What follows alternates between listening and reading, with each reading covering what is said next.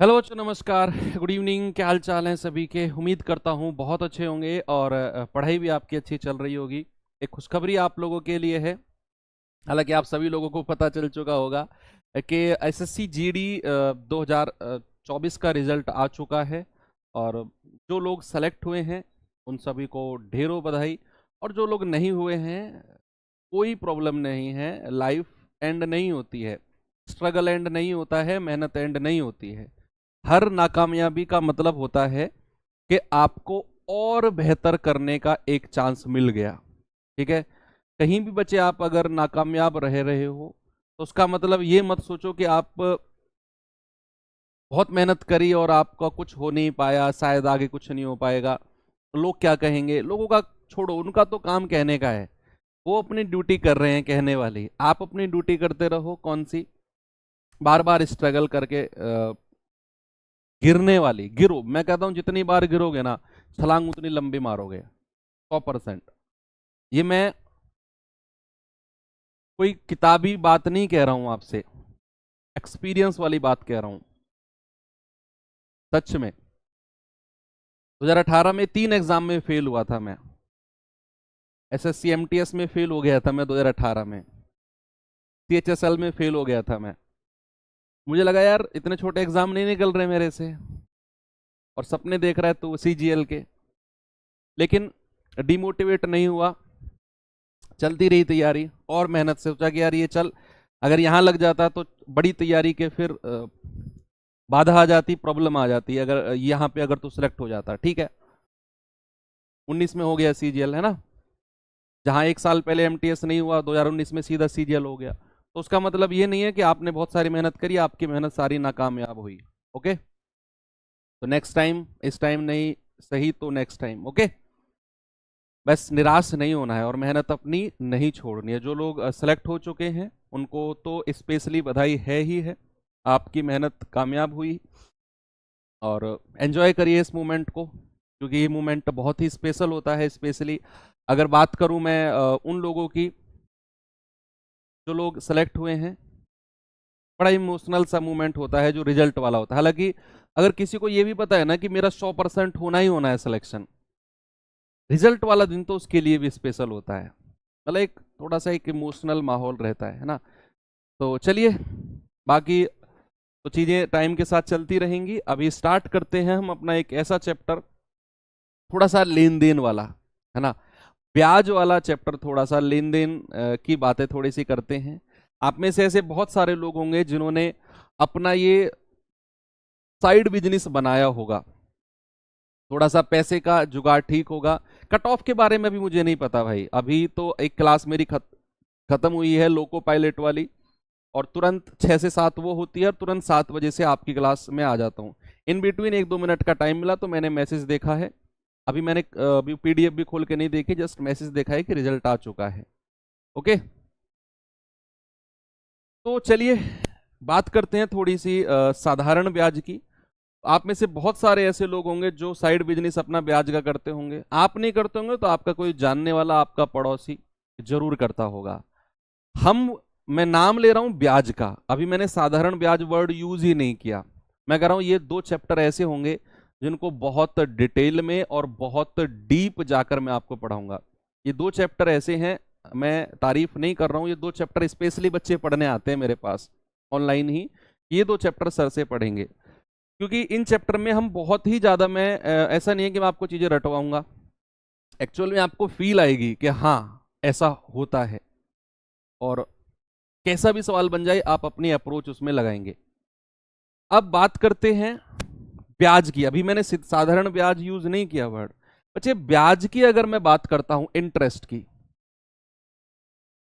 Interest की अगर मैं बात करता हूं यानी कि ब्याज की, तो ब्याज 2 तरह का होता है। 2 तरह का ब्याज होता है। एक होता है साधारण ब्याज। क्या होता है? एक होता है साधारण ब्याज, जिसको क्या बोलते हैं? Simple interest. Simple interest. और एक होता है चक्रवृद्धि ब्याज। चक्रवृद्धि ब्याज यानी कि कंपाउंड कंपाउंड इंटरेस्ट। ये दो चैप्टर हमारे अलग अलग बने। एक्चुअल में अगर मैं आपको बताऊं तो ब्याज ना, ये चैप्टर बैंकिंग वाले लोगों का था, जो लोग बैंकिंग वगैरह की तैयारी करते थे ना, तो उन लोगों का ये चैप्टर है, क्योंकि सारा काम उन्हीं को ये करना है, ब्याज वगैरह का, ब्याज यानी कि इंटरेस्ट वगैरह का सारा काम उन्हीं को करना है, किस पे कितना इंटरेस्ट जुड़ेगा कितना नहीं जुड़ेगा। अब टॉपिक अच्छा था तो उठा लिया भाई, बाकी एग्जाम ने भी, और इसको दो पार्ट्स में विभाजित कर दिया, दो पार्ट्स में डिवाइड कर दिया, सिंपल इंटरेस्ट और कंपाउंड इंटरेस्ट। अगर मैं एक ही लाइन में इनकी डेफिनेशन को क्लियर करूं, बच्चे सिंपल इंटरेस्ट का मतलब होता है मूलधन पर ब्याज। केवल, अगर केवल वर्ड मैं यूज करूं तो ज्यादा बेहतर रहेगा, केवल मूलधन, केवल मूलधन पर मिलने वाला, मिलने वाला ब्याज। अभी तो मैंने कुछ बोला ही नहीं है, अभी तो टर्म्स सारे लिखूंगा कि ब्याज क्या होता है, मूलधन क्या होता है, सारी चीजें पढ़ाऊंगा आपको। अभी तो जस्ट एक लाइन में मैंने लिखा केवल मूलधन पर मिलने वाला ब्याज। Interest, interest, interest gain on, gain on principal, principal, एयर लिख होता है ना, सॉरी, प्रिंसिपल। ठीक है। बात करें अगर कंपाउंड इंटरेस्ट की,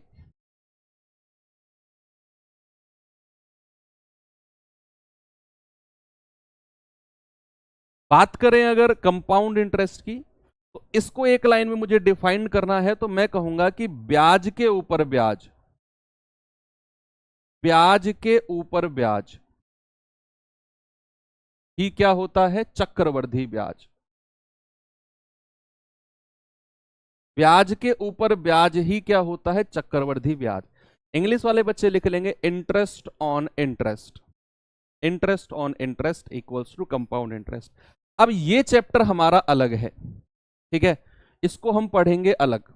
अभी जो मैं शुरू करने जा रहा हूं, अभी मैं शुरू करने जा रहा हूं साधारण ब्याज, ठीक है, सिंपल इंटरेस्ट। इसके कुछ टर्म्स हैं, कुछ टर्मिनोलॉजीज हैं, पहले वो देखते हैं क्या क्या टर्म्स इसमें हम यूज करेंगे। बच्चे सबसे पहला टर्म आता है इसमें मूलधन। क्या आता है सबसे पहला टर्म, सबसे पहला टर्म आता है इसमें मूलधन। मूलधन, मूलधन यानी कि प्रिंसिपल।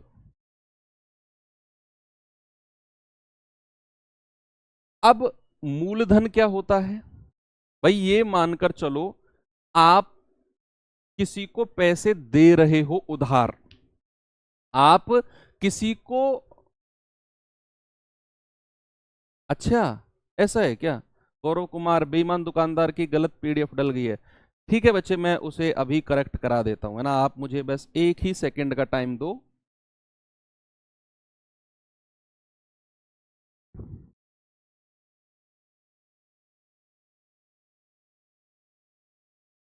राहुल, उसमें चेक करियो, उसमें बेईमान दुकानदार की पीडीएफ गलत डल गई, बच्चे बोल रहे हैं ऐसे, बायोलॉजी की पीडीएफ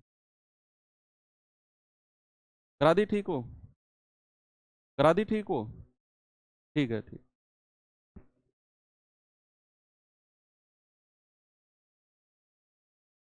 चलो भाई, सबसे पहला आता है मूलधन यानी कि प्रिंसिपल। आप किसी को पैसा देते हो उधार, तो जो पैसा आप उधार दे रहे हो दैट इज कॉल्ड मूलधन। आपने उसको दिया, उसके ऊपर ब्याज लगा, कुछ दर लगी, समय, वो सब बाद का काम है, लेकिन आपने जो अपनी जेब से पैसा उसको दिया, मान लो मैं आपके पास आया कि भाई कुछ पैसे उधार दे दो, तुमने कहा सर दे तो दें, लेकिन हमारा क्या फायदा, हमें क्या मिलेगा, तो जो तुमने मुझे पैसा दिया उधार दैट इज कॉल्ड मूलधन यानी कि प्रिंसिपल। इंग्लिश में, हिंदी में लिखेंगे उधार दी गई धनराशि, उधार दी गई धनराशि, ठीक है। तो उधार दी गई धनराशि ही क्या होती है, वो होती है मूलधन। इनिशियल अमाउंट जो होती है, बहुत जीरो से पढ़ा रहा हूं मैं आपको ये चैप्टर। सेकंड टर्म आता है बच्चे हमारा, सेकंड टर्म आता है हमारा दर, ब्याज की दर, ब्याज की दर, ब्याज की दर, ठीक है, यानी कि rate of interest, rate of interest, rate of interest, जिसको हम क्या बोलेंगे, इसको हम डिनोट करते हैं पी से, पी फॉर प्रिंसिपल, और इसको हम डिनोट करेंगे आर परसेंट से। किससे डिनोट करेंगे बच्चे, आर परसेंट से। अब ब्याज की दर क्या होती है भाई, मैं आपके पास आया, मैंने कहा भाई कुछ पैसे उधार दे दो, तुमने कहा कि सर हमारा क्या फायदा, मैंने कहा यार कुछ परसेंट ले लेना ब्याज के रूप में, ब्याज के रूप में यानी कि जो तुमने मुझे पैसा दिया है ना, मान लो तुमने मुझे 10,000 रुपया दिया, और हम मेरी और तुम्हारी डील हो गई कि हर साल मैं तुम्हें तुम्हारे मूलधन का 10% अलग से दूंगा। तुम्हारा 10,000 रुपये तो फिक्स है मेरे पास, वो 10,000 सेफ है, लेकिन साल के एंड में उस 10,000 का 10% मैं आपको अलग से दूंगा, क्योंकि तुमने मुझे मेरी मजबूरी में, मेरे समय पर, मुझे जब जरूरत थी तुमने मुझे पैसा दिया, तो उस एक साल में मेरी जिम्मेदारी बनती है कि मैं आपको कुछ दूं लौटाकर उसके एवज के रूप में, ताकि आपको प्रॉफिट हो, आपको भी लगे कि यार मेरा फायदा क्या है जो मैं इसको पैसे दे रहा हूं, अपने पैसे को मैं ही यूज ना करूं, मैं अगर इसको दे रहा हूं तो मुझे कुछ तो प्रॉफिट होना चाहिए ना। तो वो प्रॉफिट ही आपका कहलाता है ब्याज। पिछले चैप्टर में हम पढ़ के आए थे प्रॉफिट, तो उसी प्रॉफिट को इस चैप्टर में आप कह सकते हो कि जो किसी मूलधन पर आप प्रॉफिट कमाते हो ना, that is called interest.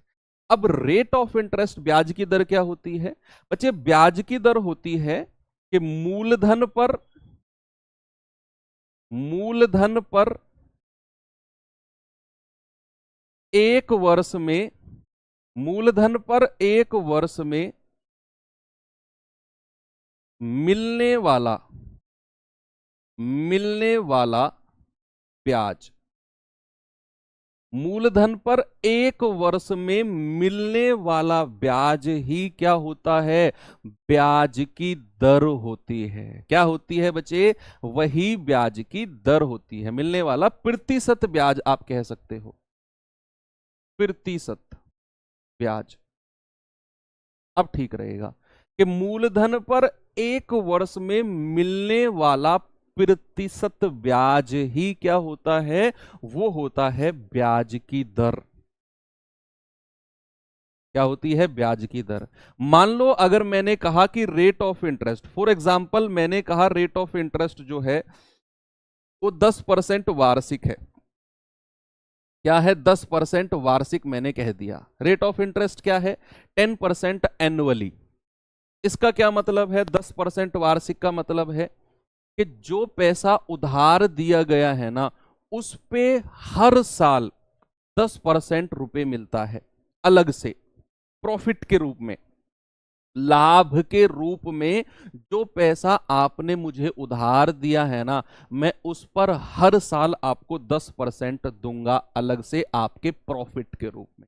That is called rate of interest, that is called rate of interest. ठीक है, और याद रखना पहली बात कि हाँ, इसको तो ऐसे ही रहने दो, इसको तो ऐसे ही रहने दो, इसको स्टार बनाकर अलग से आप लिख सकते हो, स्टार बनाकर। और मोस्ट इंपोर्टेंट चीज जो मैं अब आपको लिखवाने वाला हूं, मोस्ट इंपोर्टेंट चीज लिखवाने वाला हूं, साधारण ब्याज, साधारण ब्याज यानी कि सिंपल इंटरेस्ट प्रत्येक वर्ष, प्रत्येक वर्ष बराबर बराबर मिलता है। साधारण ब्याज प्रत्येक वर्ष क्या होता है, प्रत्येक वर्ष मिलता है बराबर।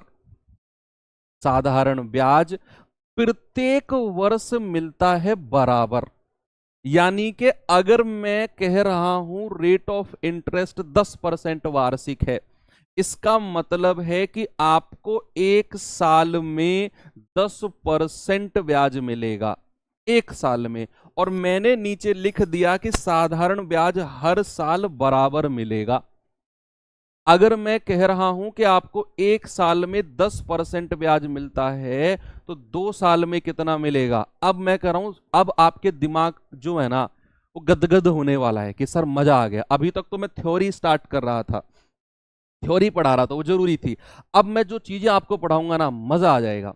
मैंने कहा कि अगर आपको रेट ऑफ इंटरेस्ट 10% वार्षिक है, इसका मतलब है कि आपको एक साल में 10% ब्याज मिल रहा है। और दूसरी लाइन में मैंने कहा कि ब्याज जो साधारण ब्याज है हर साल बराबर मिलेगा। तो अगर एक साल का 10% तो 2 साल का कितना होगा? तो 2 साल का कितना होगा? आप कहेंगे सर दूसरे साल भी 10% मिलेगा, आपने ही तो कहा कि हर साल बराबर है। तो अगर पहली साल 10% है तो दूसरे साल भी 10% होगा। अगर मैं कहूं 3 साल का ब्याज कितना होगा, आप कहेंगे सर एक साल का 10%, 3 साल का 30%। क्या आपको ये बात समझ में आई कि अगर मैंने कहा कि साधारण ब्याज हर साल बराबर लगेगा, इस बात का मतलब है कि जो समय है, जो हमारी ब्याज का रेट है, रेट ऑफ इंटरेस्ट है, वो समय से सीधा सीधा गुणा हो जाएगा अगर आपको ब्याज चाहिए तो। उस अभी मैं बहुत डिटेल में इसके में जाने वाला हूं, अभी जस्ट मैंने आपको ब्याज की दर के बारे में पढ़ाया है। तीसरा पॉइंट बच्चे हमारा आता है समय अवधि। क्या आता है? समय अवधि।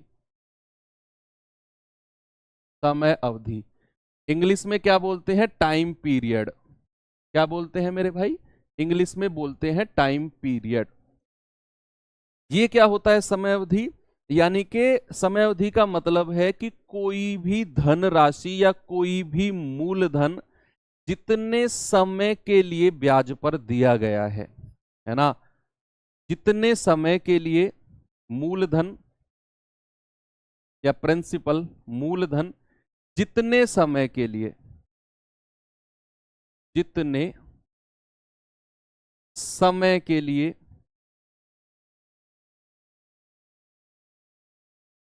ब्याज पर दिया जाता है,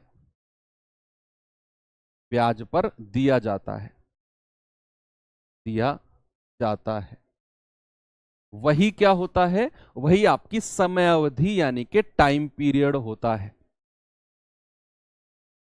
वही आपका टाइम पीरियड होता है। बच्चे अभी सवाल मत करो कि सर ऐसे हो गया तो क्या, वैसे हो गया तो क्या, लेकिन ऐसा, लेकिन वैसा। अभी जो मैं पढ़ा रहा हूं ना, मुझे मेरे फ्लो में चलने दो। मैं कह रहा हूं जिस दिन सिंपल इंटरेस्ट एंड करूंगा ना, एक सिंगल सवाल आपका नहीं बचेगा। अभी मुझे मेरे फ्लो में चलने दो, मुझे पता है मुझे आपको क्या कराना है, आपके दिमाग में क्या सवाल आ सकते हैं, सारे मेरे दिमाग में फीड हैं। अभी जो मैं करा रहा हूं इसे चलने दो, ऐसे ही चलने दो जैसे चल रहा है। तो मैंने कहा मूलधन जितने समय के लिए ब्याज पर दिया जाता है that is called time period, समय अवधि उसको कहते हैं। आपने 3 चीज पढ़ी, आपने पढ़ा मूलधन क्या होता है, ब्याज की दर क्या होती है, तीसरा आपने पढ़ा समय क्या होता है, टाइम पीरियड क्या होता है। आपने अभी तक साधारण ब्याज का एक फॉर्मूला पढ़ा होगा कि मूलधन गुणा दर गुणा समय बटा 100, P into R into T upon 100, principal into rate into time period upon 100। वो आया कैसे, उसको हम ढूंढने वाले हैं। उससे पहले एक मिश्रधन वर्ड और देख लो, 4th नंबर पे क्या है? मिश्रधन। क्या है बच्चे? मिश्रधन। मिश्रधन यानी कि अमाउंट, अमाउंट। टाइम पीरियड को टी बोलेंगे और अमाउंट को क्या बोलेंगे? ए। क्या होता है मिश्रधन? मिश्रधन क्या होता है भाई? मिश्रधन होता है कि मैंने तुमसे 10,000 रुपए उधार लिए और ब्याज की दर डिसाइड हो गई कि हर साल 10% ब्याज फिक्स हो जाएगा, एवरी ईयर 10% रेट हमारा फिक्स है। और आपने कहा सर रुको, कितने दिन बाद दोगे, कितने साल बाद मेरा पैसा लौटाओगे? मैंने कहा यार दे दो 5 साल के लिए। तुमने कहा चलो सर ठीक है, 5 साल के लिए मैं आपको पैसा दे रहा हूं। अब 5 साल बाद आप मेरे पास आ जाते हो कि सर 5 साल हो गए, पैसा दो। तो अगर मैं आपको आपके 10,000 रुपए ही लौटाने लग जाऊं, क्या आप राजी हो जाओगे उस बात पे? ले लोगे 10,000 रुपए? मैं कहूंगा तुमने 10,000 ही तो दिए थे मुझे, लो अपने 10,000 रुपए। आप कहोगे सर ऐसा थोड़ी होता है, ब्याज आप ही से पढ़े हैं हम, ऐसा थोड़ी मान लेंगे हम कि हमने 10,000 दिए थे, 5 साल आपने उनको यूज किया मेरे 10,000 रुपए को, और 5 साल बाद आप 10,000 वापस दे रहे हो मेरे, ऐसे थोड़ी होता है। शुरू में एक बात और फिक्स हुई थी सर हमारी कि 10% हर साल ब्याज मिलेगा, है ना? तो जब आप मेरे पास पैसे लेने आए 5 साल बाद, तो आपने अपना मूलधन तो लिया ही लिया, और जो 5 साल का ब्याज था वो भी लिया। तो आप मेरे पास से दो चीज लेकर गए, अपना 10,000 रुपए, अपना मूलधन, और जो पूरे 5 साल का ब्याज था वो दोनों मिलाकर आप मुझसे लेकर गए। माने ही नहीं आप। तो जो दोनों चीज आप मेरे पास से लेकर गए हो, दैट इज कॉल्ड मिश्र धन। क्या बोलेंगे उसको? उसको बोलेंगे अमाउंट। यानी कि अमाउंट का मतलब होता है बच्चे मूलधन, अमाउंट का मतलब क्या होता है? मूलधन प्लस ब्याज। मूलधन प्लस ब्याज, ये दोनों जुड़कर क्या बनाते हैं? ये दोनों जुड़कर बनाते हैं अमाउंट। क्या बनाते हैं? ये दोनों मिलकर बनाते हैं अमाउंट। तो जब भी अमाउंट की बात होगी तो समझ जाना आपसे वो मूलधन प्लस ब्याज दोनों मिलाकर बात कर रहा होगा। अब कुछ स्टार वाली चीज है कि हमेशा याद रखना, जो आपका मूलधन यानी कि प्रिंसिपल होगा, हमेशा 100% होगा। मूलधन को यानी कि प्रिंसिपल को हम 100% मानकर चलेंगे ऑलवेज।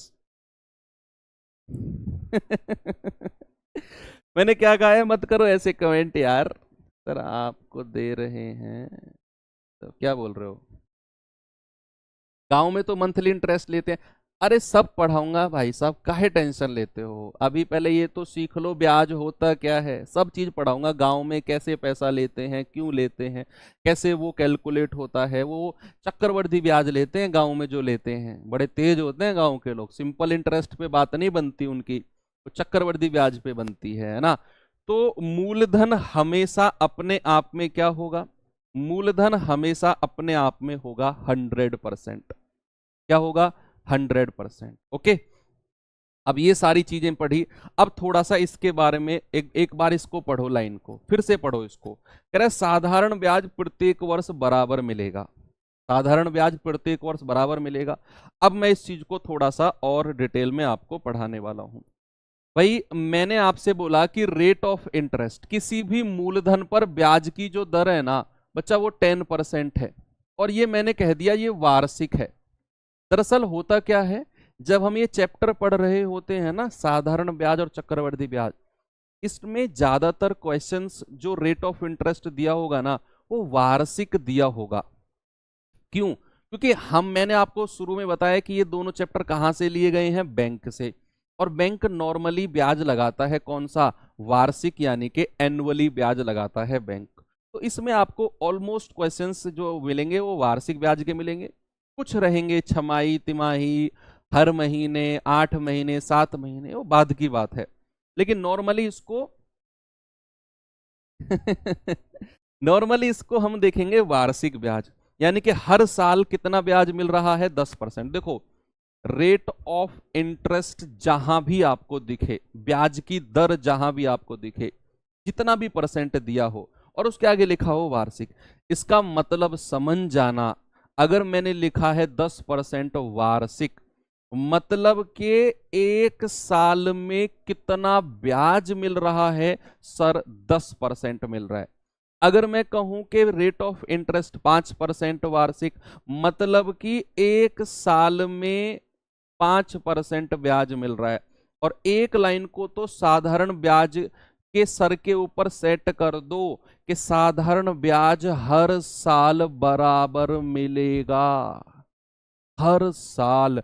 अगर मैंने कहा कि रेट ऑफ इंटरेस्ट 10% है और टाइम पीरियड जो है बच्चे वो 3 वर्ष है, तो जरा मुझे बताना प्रतिशत ब्याज कितना होगा, प्रतिशत ब्याज कितना होगा। जल्दी से आप मुझे बता दो कि अगर रेट ऑफ इंटरेस्ट हमारा 10% है और टाइम पीरियड हमारा 3 साल है, तो प्रतिशत ब्याज 3 साल में कितना परसेंट ब्याज आपको मिलेगा। देखो 10% वार्षिक का मतलब है 1 साल में 10% ब्याज मिलता है जी। तो मैंने कहा 3 साल में कितना मिलेगा, तो आप कहेंगे सर 3 साल में मिलेगा 3 × 10%, यानी कि सर 3 साल में प्रतिशत ब्याज मिलेगा 30%। कितना मिलेगा, 30%।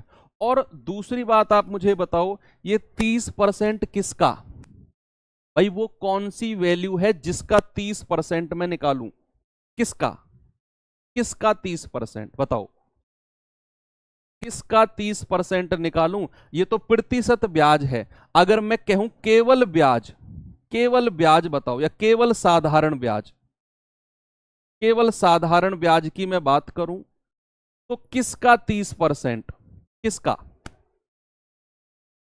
आप कहेंगे सर मूलधन का 30%, जो पैसा उधार दिया गया है उसका 30%।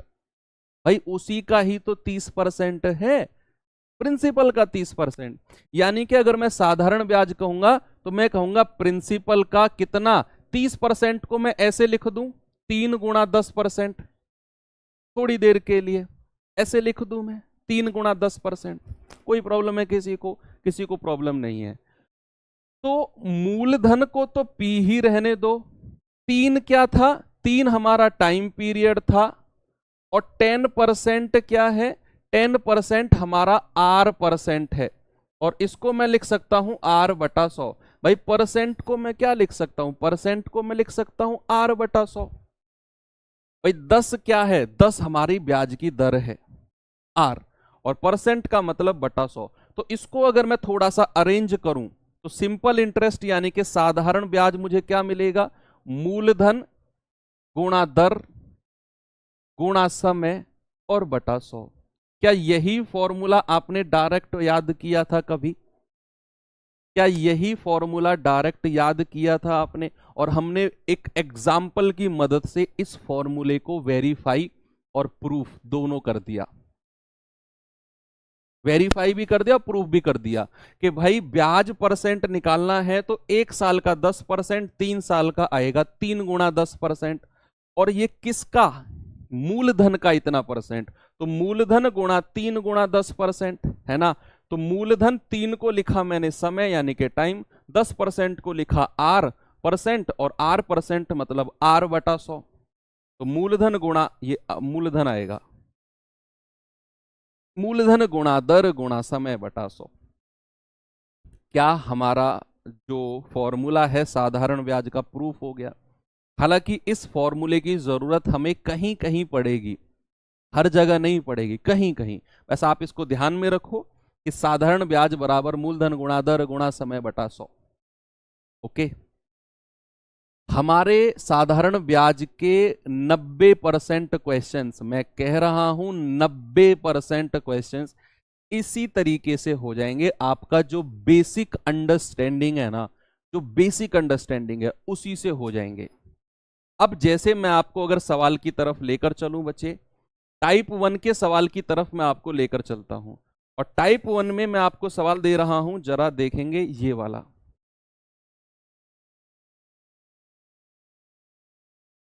मैं कह रहा हूं आपको ऐसा फील ही नहीं होगा कि यार यहां फॉर्मूले की जरूरत है।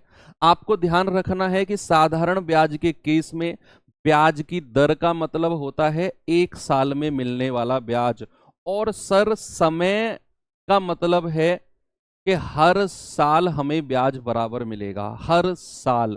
तो यहां अगर मैं कह रहा हूं कि 8,000 रुपए हैं, 10% वार्षिक ब्याज की दर है, एनुअली रेट ऑफ इंटरेस्ट है, और 6 साल का साधारण ब्याज आपसे पूछ रहा है। देखो आप इसमें लगा दो कि मूलधन गुणा दर गुणा समय बटे 100। हमें तो कुछ इंटरेस्टिंग पढ़ना है, कुछ इंटरेस्टिंग। ये तो सब जानते हैं, मूलधन गुणा दर गुणा समय बटे 100। मैं आज सोच रहा हूं बहुत दूर तक की, आप केवल इसी सवाल तक सोच रहे हो कि इस सवाल में मूलधन दर समय बटा 100 लगाओ, क्यों टेंशन लेना इतना। मैं बहुत दूर, मैं पूरे साधारण ब्याज के एक एक सवाल के को इस टाइम दिमाग में रख कर सोच रहा हूं कि उस सवाल में ये कॉन्सेप्ट यूज होगा, वहां ये होगा, वहां ये होगा। तो यहां मैंने कहा कि रेट ऑफ इंटरेस्ट कितना है बच्चे, हमारा हमारा रेट ऑफ इंटरेस्ट है 10%, और समय कितना है, समय है हमारा 6 साल। तो हमारा प्रतिशत ब्याज कितना होगा, परसेंट ब्याज कितना होगा। आप कहेंगे सर 1 साल का 10%, तो 6 साल का कितना होगा, सर 6 साल का 60% ब्याज हो जाएगा, 6 साल का 60%। और 60% किसका, इस 8,000 का। भैया 60% का फ्रैक्शन क्या होता है, 60% का फ्रैक्शन होता है 3/5, और किसका, 8,000 का निकाल दो। 5 से जाएंगे 16 बार 1600, और 1600 गुणा 3 होता है 4800। क्या आप इसको 4800 आंसर कह सकते हो। बिल्कुल बेसिक कॉन्सेप्ट से आपको जाना है, ठीक है। अगले सवाल पर चलने से पहले और एक कॉन्सेप्ट सीखते हैं, एक और कॉन्सेप्ट सीखते हैं। अभी अभी मैंने आपको रेट ऑफ इंटरेस्ट के बारे में बताया, ब्याज की दर, ब्याज की दर। मैंने आपको क्या बताया था रेट ऑफ इंटरेस्ट के बारे में, कि इसका मतलब होता है 1 साल में मिलने वाला ब्याज। याद है कि नहीं, 1 साल में मिलने वाला ब्याज ही क्या होगा, ब्याज की दर होगा। और किस पर, मूलधन पर, है ना। तो अगर मुझे इसको निकालना है ना, तो मैं कहूंगा 1 वर्ष का ब्याज, 1 वर्ष का ब्याज बटा मूलधन, क्योंकि मूलधन पर ही हमें निकालना है, बटा मूलधन और गुणा 100। अगर हमें ब्याज की दर निकालनी होना, तो हमें एक बात ध्यान में रहनी चाहिए कि ब्याज की दर का मतलब होता है 1 साल का ब्याज बटे मूलधन और गुणा 100। 1 साल का ब्याज बटे मूलधन गुणा 100। दूसरी बात मैंने आपको बताई कि रेट ऑफ इंटरेस्ट बच्चे, मान लो अगर दिया गया है 5%, और टाइम पीरियड कितना है, ये वार्षिक है, ये क्या है, ये एनुअली है, और टाइम पीरियड सपोज आपको 4 वर्ष दिया हुआ है। तो आप मुझे बताओ मिश्रधन कितने परसेंट होगा। मिश्रधन किसमें बताना है, प्रतिशत में बताना है। मिश्रधन प्रतिशत कितना होगा, परसेंटेज में ही आपको बताना है। ये कॉन्सेप्ट है, ये कॉन्सेप्ट है। मैंने थोड़ी देर पहले एक चीज आपको क्लियर की थी ना शायद, कि जो प्रिंसिपल होता है वो 100% होता है। क्या होता है, 100%। तो रेट ऑफ इंटरेस्ट अगर 5%, यानी कि 1 साल का ब्याज कितना, 1 साल का ब्याज है 5%। अगर मैं प्रतिशत ब्याज आपसे पूछूं, अगर मैं प्रतिशत ब्याज आपसे पूछूं, तो आप कहेंगे सर 5% गुणा 4, यानी कि टोटल ब्याज मिलेगा 20%। टोटल ब्याज, कुल इंटरेस्ट कितना मिलेगा, 20%। और सर मिश्रधन का मतलब होता है, अमाउंट का मतलब होता है सर मूलधन प्लस ब्याज। तो क्या मैं कह सकता हूं मूलधन तो अपने आप में 100% होता है, और ब्याज कितना मिला है, 20%। तो मिश्रधन कितना हो जाएगा, 120%। अमाउंट कितना हो जाएगा, अमाउंट हो जाएगा 120%। ठीक है, एक एग्जाम्पल आपको मैं इसके ऊपर देता हूं। मान लो मैंने कहा रेट ऑफ इंटरेस्ट जो है वो 2.5% का है, 2.5% वार्षिक, 2.5% वार्षिक। और समय आपको एक बात देगा कि 4 वर्ष का, 4 वर्ष का साधारण ब्याज,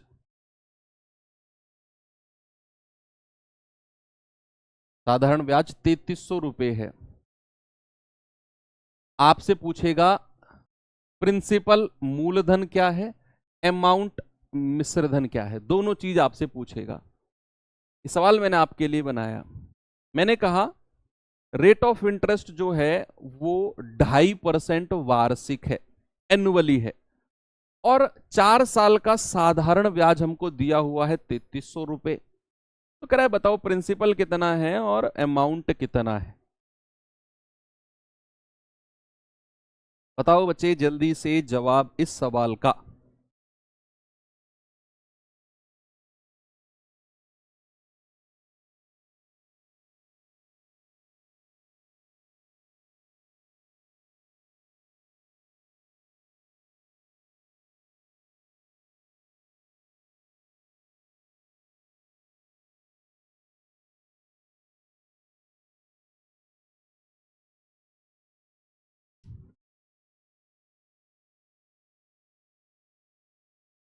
आप समझ गए क्या मैं कहना चाह रहा हूं। मैंने आपसे बोला कि ब्याज की दर है 2.5% वार्षिक। हमें समय दिया है 4 साल। तो आप जरा मुझे बताना कि परसेंट ब्याज कितना होगा, ब्याज कितना परसेंट मिलेगा, प्रतिशत ब्याज। आप कहेंगे कि सर 1 साल का है 2.5%, तो 4 साल का कितना होगा।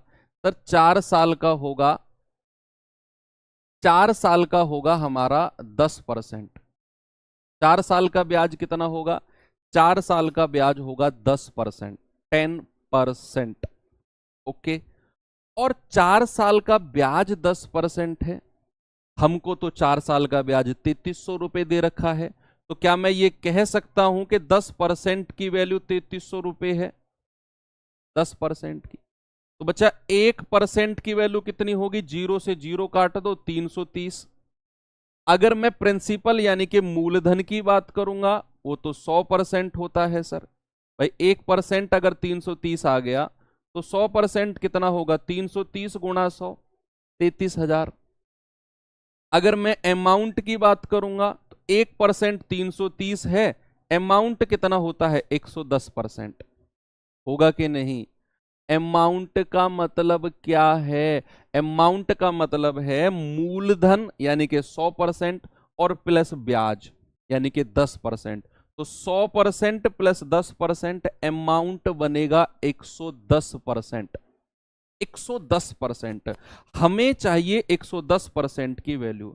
तो 110 गुणा 1% 330, 2 जीरो लास्ट में, 11 तिया 33, 11 तिया 33 और 3 36, यानी कि अमाउंट बन जाएगा 36,300 रुपए।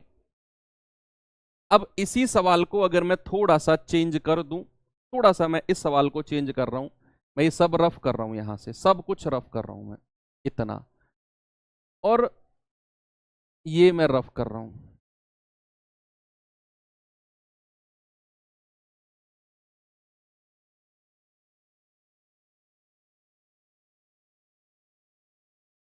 अब करना जरा सवाल को,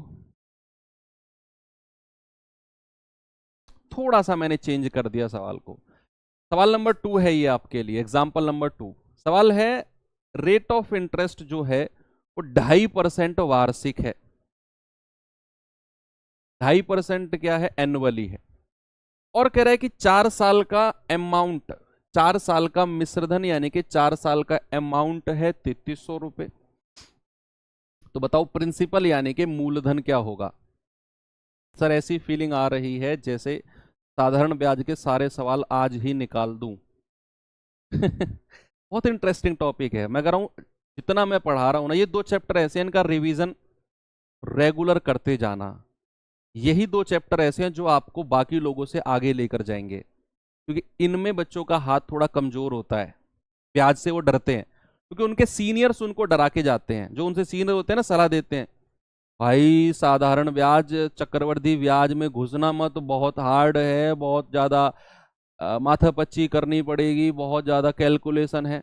वही चीज अब बच्चों के दिमाग में बैठ जाती है कि हमारे सीनियर ने बोला है हार्ड है तो हार्ड है। फिर जब वो खुद पढ़ते हैं तो उनको वो चीजें हार्ड लगती हैं। ऐसा कुछ नहीं है। बहुत अभी आपने देखा, आपको कुछ लगा इंटरेस्टिंग है ना चीजें, लास्ट तक ऐसी रहेंगी। सवाल की लैंग्वेज बढ़ती जाएगी, लेंथ बढ़ती जाएगी, चीजें नहीं बदलेंगी। कह रहा है रेट ऑफ इंटरेस्ट 2.5%, 4 साल की बात है। तो परसेंट ब्याज बताना जरा कितना होगा। परसेंट ब्याज है सर 2.5 गुणा 4, 2.5 गुणा 4 दैट इज 10%। और अगर मैं अमाउंट यानी कि मिश्र धन की बात करूंगा तो ब्याज अगर 10% है तो अमाउंट कितना होगा? अमाउंट होगा 110%। अमाउंट कितना होगा बच्चे? अमाउंट होगा 110%। और हमको तो वही दिया हुआ है, क्या मैं कह सकता हूं कि 110% की वैल्यू 3300 होगी? तो 1% की वैल्यू कितनी होगी?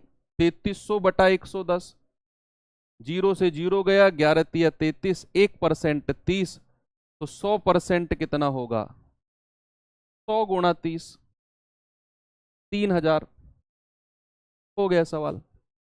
यानी कि उसका जो प्रिंसिपल मूलधन रहा होगा दैट इज 100%, और उसकी वैल्यू है 3000, 3000।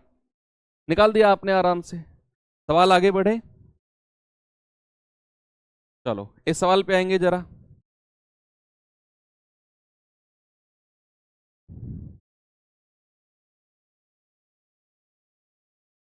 दस परसेंट निकाला है 2.5 को 4 से गुणा करके। किट्टू की जान पूछ रहे हैं, किट्टू की जान 2.5 गुणा 4, 2.5 चौके 10।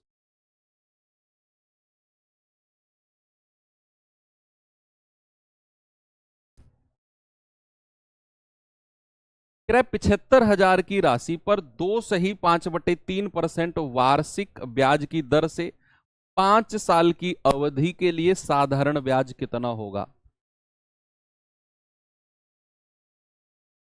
यानी कि 2 सही 5/3% वार्षिक, यानी कि 1 साल में इतना ब्याज मिलेगा, 1 साल में। तो बच्चे 1 साल में ब्याज इतना है, और अगर मुझे परसेंट ब्याज बताना है, प्रतिशत ब्याज, तो 3 दूनी 6 और 5, 11/3%, तो 1 साल का है। समय कितना है? 5 साल। तो ब्याज मिलेगा सर 11×5 = 55/3%। तो 5 साल में टोटल ब्याज कितना मिलेगा? 5 साल में टोटल ब्याज मिलेगा 55/3%। और वही आपसे पूछा है, मूलधन कितना है? 75,000। तो क्या हम ये कह सकते हैं कि 75,000 गुणा 55/3, और परसेंट को हटाएंगे तो नीचे 100 आ जाएगा। भाई परसेंट को हटाएंगे तो नीचे क्या आ जाएगा? 100 आ जाएगा, 100 आ जाएगा। तो 2 जीरो से 2 जीरो खत्म, 3 से जाएगा 250 बार, 25 दिया 75। गुणा कर दो इनकी, ये जीरो तो यहीं पर लिख दो। 25 पंजे 125, हासिल का 12। 25 पंजे 125 और 12 137। यानी कि हम कह सकते हैं कि जो ब्याज है वो 13,750 रुपये है। कितना है? 13,750 रुपये। ओके, कोई दिक्कत है इसमें? नहीं ना। 1 साल का इतना परसेंट ब्याज, तो 5 साल का कितना होगा? दोनों को उठाकर गुणा कर दिया, बन गई बात, है ना।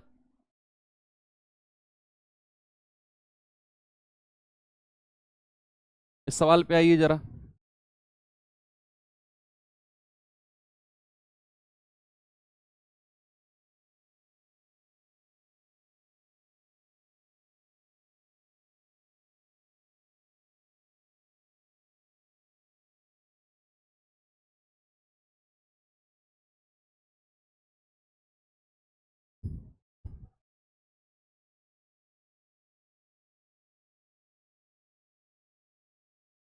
कह रहा है 27,000 रुपये पर 14 सही 2/3% प्रति वर्ष की दर से 8 महीने का साधारण ब्याज क्या होगा?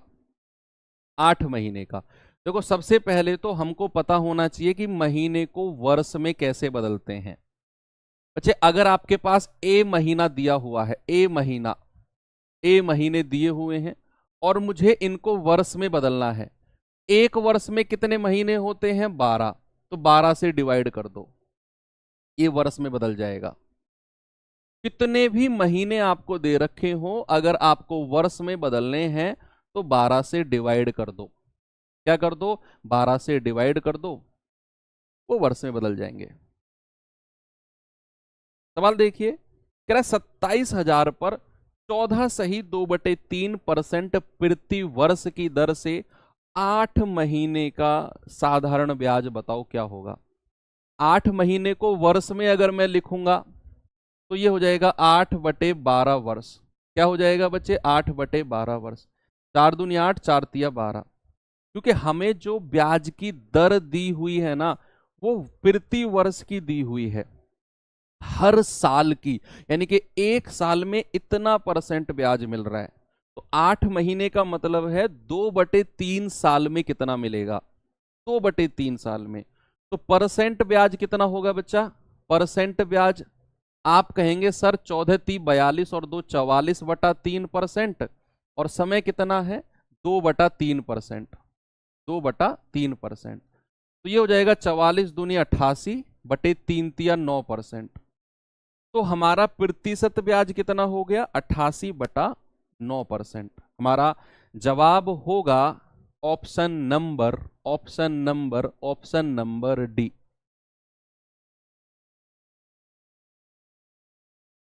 हालांकि ये चीज मैं सवाल देखकर ही समझ गया था कि ऑप्शन नंबर डी आंसर होगा। क्यों? क्योंकि हमें निकालना है 14×3 = 42 और 2 44/3%। मेरा आंसर 44 का मल्टीपल होना चाहिए। 44 मतलब मेरा आंसर 11 का मल्टीपल होना चाहिए। 44 में एक 11 भी छुपा हुआ है। भाई मुझे इवेंचुअली इस % की वैल्यू बतानी है 88/9%। और 88 का मतलब है 11 8 88। तो मेरा जवाब जो होगा वो 11 से कटना चाहिए। क्या 11 से कटता है? नहीं। 11 से कटता है 3 2 5? नहीं। 2 और 1 3 और 6 का डिफरेंस? नहीं। 4 2 6 और 6 का डिफरेंस 0। यही है जो 11 से कटता है। ठीक है, तो % ब्याज आ गया 88/9%। अब हमारा यही तो करना है हमें, 27,000 × 88/9। और % को हटाया तो बटा 100 हमने ये कर दिया। तो 2 0 से 2 0, 9 से जाएंगे 9 तिया 27 और 0 3 की गुणा करेंगे 3 8 24, 2 3 8 24 और 2 26। ये आ गया 2640। ऑप्शन नंबर डी हमारा सही है। ठीक है, आगे बढ़े। ये सवाल करिए जरा। नहीं, ये करो आप पहले, तो बाद में करेंगे।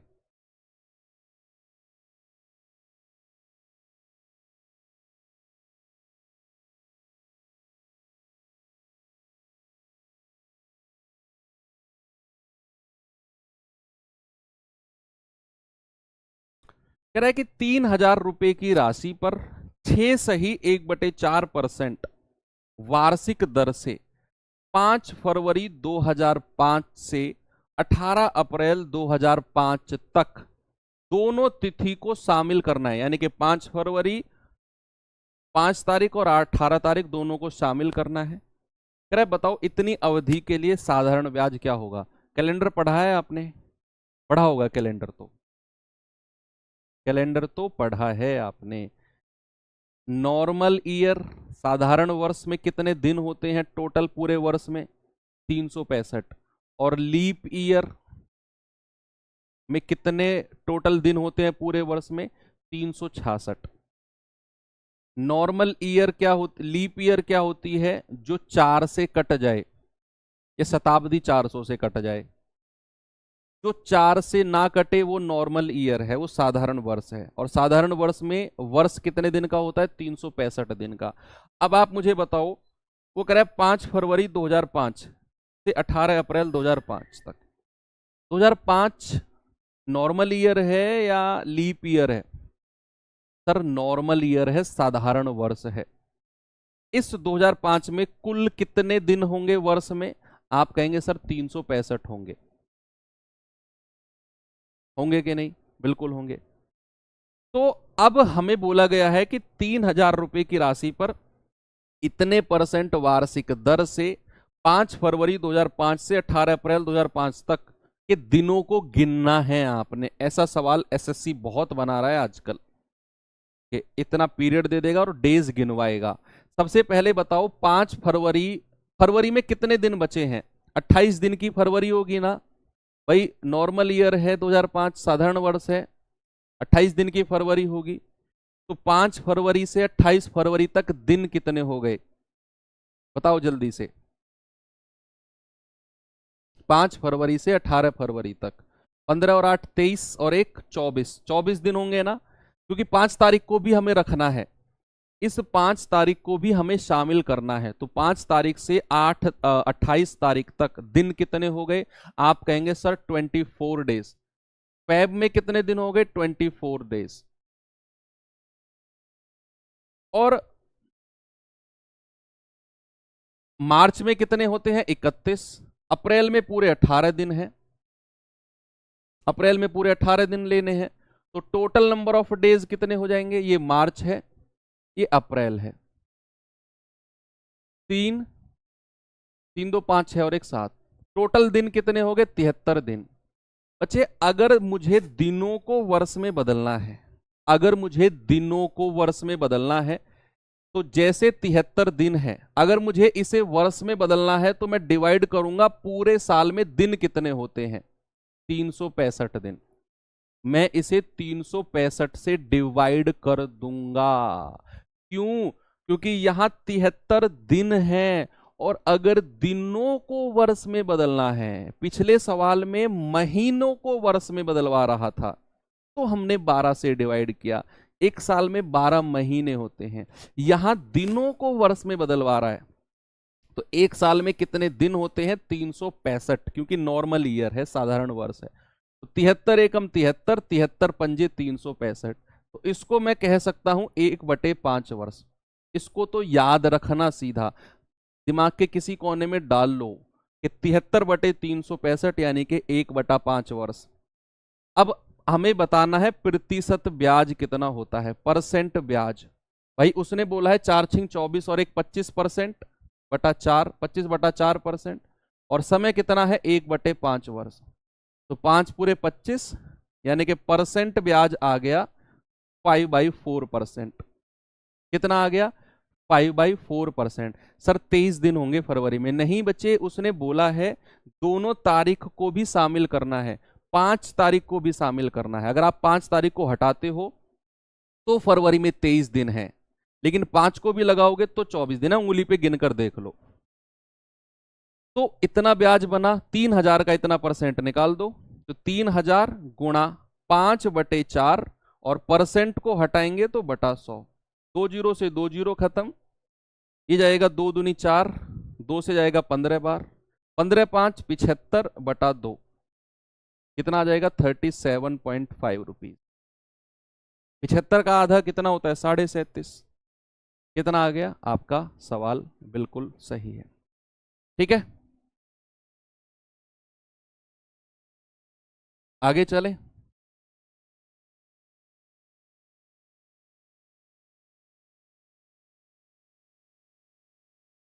ये सवाल करिए जरा।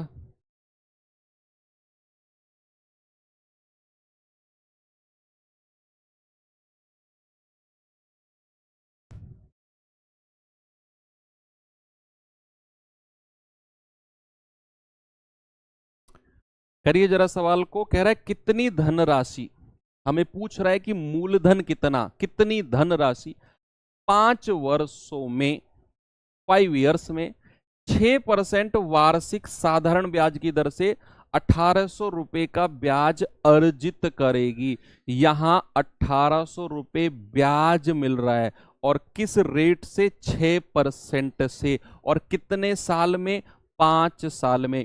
एक सवाल मैंने अपनी तरफ से कराया था, वो 3300 रुपए वाला, वो 3300 रुपए वाला जो मैंने अपनी तरफ से कराया था, यही तो सवाल है वो, कि यहां पर हमारा रेट ऑफ इंटरेस्ट कितना है, 6% वार्षिक, समय कितना है, 5 वर्ष। तो जरा मुझे बताना प्रतिशत ब्याज क्या होगा, प्रतिशत ब्याज। आप कहेंगे सर प्रतिशत ब्याज होगा 6×5 30%। भाई गुणा कर दो दोनों को, और हमें दिया हुआ है 1800 रुपए का ब्याज है, 1800 का ब्याज है, तो क्या मैं कह सकता हूं कि 30% बराबर 1800, तो 1% बराबर कितना होगा, 1800/30, 3×6 = 18 यानी कि 60, तो 100% कितना होगा, 100% होगा 60 गुणा 100, यानी कि ये हो जाएगा 6000। कितना होगा बच्चे? ये हो जाएगा 6000। बिल्कुल सही जवाब है।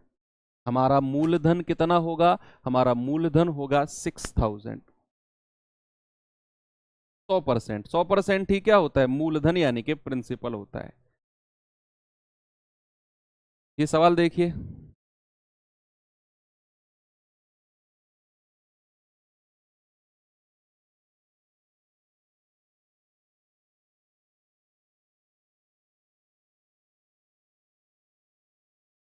सवाल कह रहा है 14.5% वार्षिक साधारण ब्याज की दर पर निवेश की गई धनराशि 6 वर्ष बाद 13,464 हो जाएगी। जो मैंने सर्कल किए हैं ना, इंग्लिश और हिंदी दोनों में, a sum of money invested at 14.5% annual simple interest becomes, और हिंदी में हो जाती है। ये वर्ड, ये वर्ड ध्यान रखना। ये वर्ड पता है क्या होगा? ये वर्ड बताएगा कि आप अमाउंट की बात कर रहे हो, आप अमाउंट की बात कर रहे हो।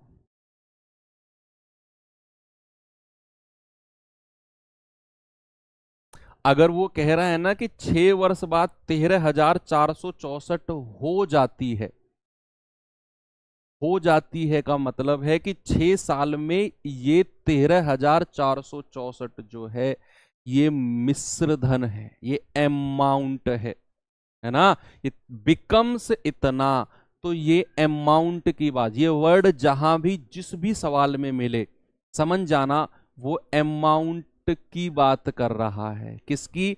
अमाउंट की बात कर रहा है। ठीक है, तो हमें 6 साल का मिश्र धन दिया हुआ है इतना, है ना। तो हमें प्रतिशत ब्याज कितना होगा, परसेंट इंटरेस्ट कितना होगा? आप कहेंगे सर 1 साल का 14.5% और समय दिया हुआ है 6 साल, तो 6 पंजे 30, हासिल का 3, 6 चौक 24, 3 27, 6 एकम 6 और 2 8, 87.0, यानी कि 87% ही है।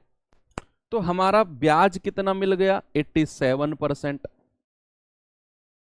अमाउंट कितना होगा? अमाउंट मिश्र धन कितना होगा? 100% में जोड़ दो, अमाउंट हो जाएगा 187%। अमाउंट कितना हो जाएगा बच्चे? 187%।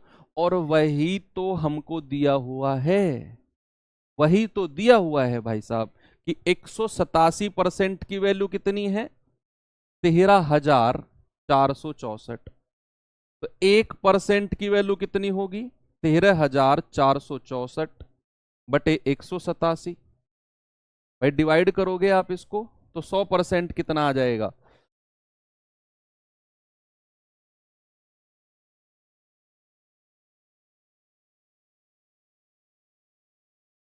ये यूनिट डिजिट से भी आप जा सकते हो। यूनिट डिजिट से, यूनिट डिजिट आपने पढ़ा है ना कि 187 का यूनिट डिजिट 7 है और इसका यूनिट डिजिट 4 है।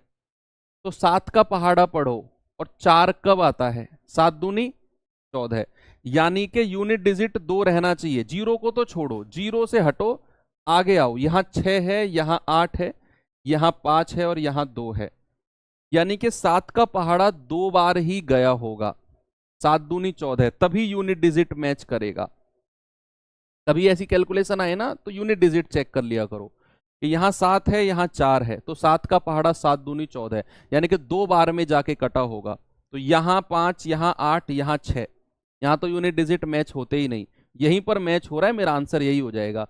आप काट के देख लेना, 1% की वैल्यू 72 बार कटेगा, ये पूरा 72 बार कटेगा। तो 100% कितना हो जाएगा? 100% हो जाएगा 72 गुणा 100, यानी कि 7200। और 100% ही क्या होता है बच्चे? 100% ही प्रिंसिपल, यानी कि मूलधन होता है। ये यूनिट डिजिट, सम, डिविजिबिलिटी रूल, ये किस लिए पढ़ाए गए थे? इसीलिए तो पढ़ाए गए थे ताकि आपकी कैलकुलेशन को आसान बनाए। ये अचार थोड़ी डालना है इनका।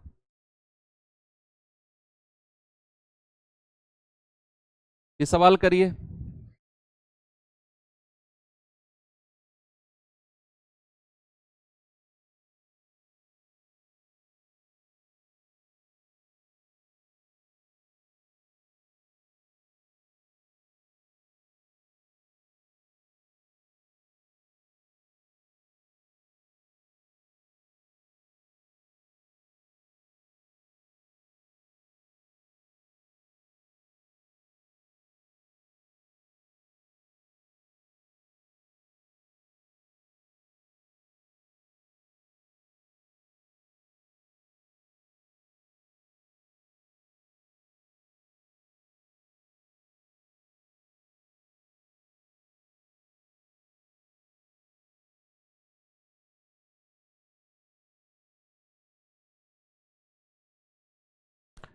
भाई सवाल कह रहा है एक धनराशि साधारण ब्याज पर 10% वार्षिक दर से 3 वर्ष में 403 हो जाती है तो धनराशि बताओ कितनी है।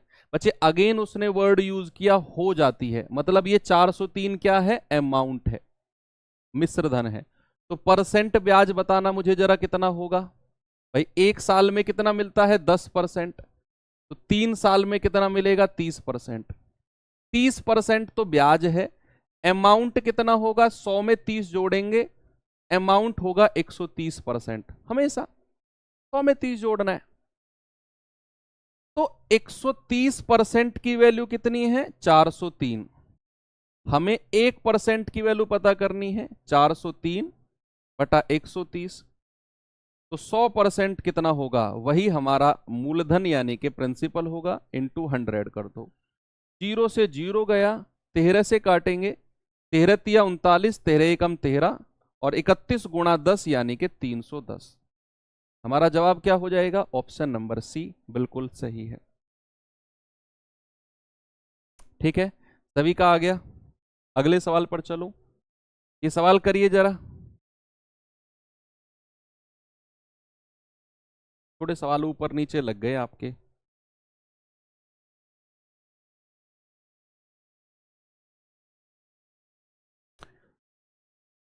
सवाल कह रहा है कि कितनी राशि पर 2 वर्ष की R% की साधारण ब्याज, R% पर साधारण ब्याज जो है वो R होगा। साधारण ब्याज कितना दे रखा है R। रेट ऑफ इंटरेस्ट ब्याज की दर कितनी है, ब्याज की दर है R%। समय कितना है, समय कितना है 2 वर्ष। और ब्याज कितना दे रखा है, ब्याज दे रखा है R। तो सबसे पहले मुझे परसेंट ब्याज बता दो कितना होगा।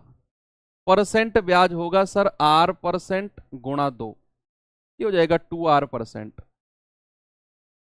परसेंट ब्याज मिल गया 2 साल का। भाई 1 साल का R%, 2 साल का 2R% है कि नहीं।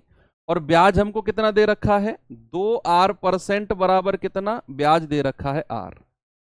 1% बराबर कितना होगा R/2R। R से R गया तो 100% कितना होगा, 100% होगा 1/2 गुणा 100 यानी कि 50। तो हमारा मूलधन कितना आ गया, हमारा मूलधन आ गया 50, ऑप्शन नंबर बी। तो सिंपल था, इसमें तो कुछ था ही नहीं, चीजें बड़ी आसान थी कि 1 साल का ब्याज R%, 2 साल का हो जाएगा 2R%। ब्याज हमें R दिया हुआ है तो 2R% बराबर R, 1% इतना 100% 50।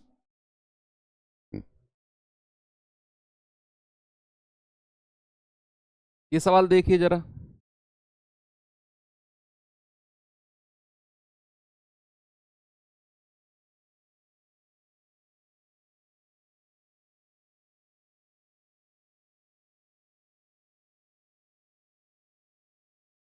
कह रहा है, दीपू ने अमन से 9% वार्षिक ब्याज की दर से 24,000 रुपए उधार लिए, है ना।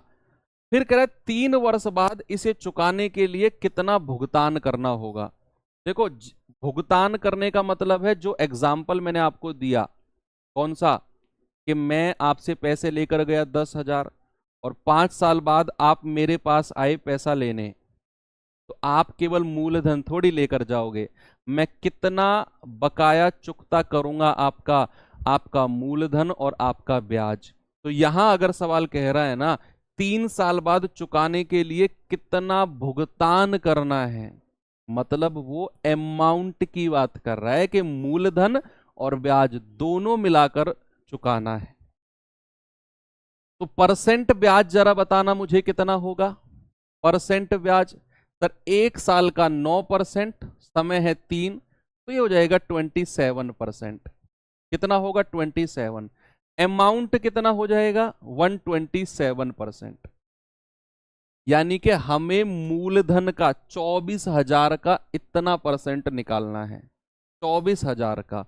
तो कितना आंसर आ जाएगा 24,000 गुणा 127/100।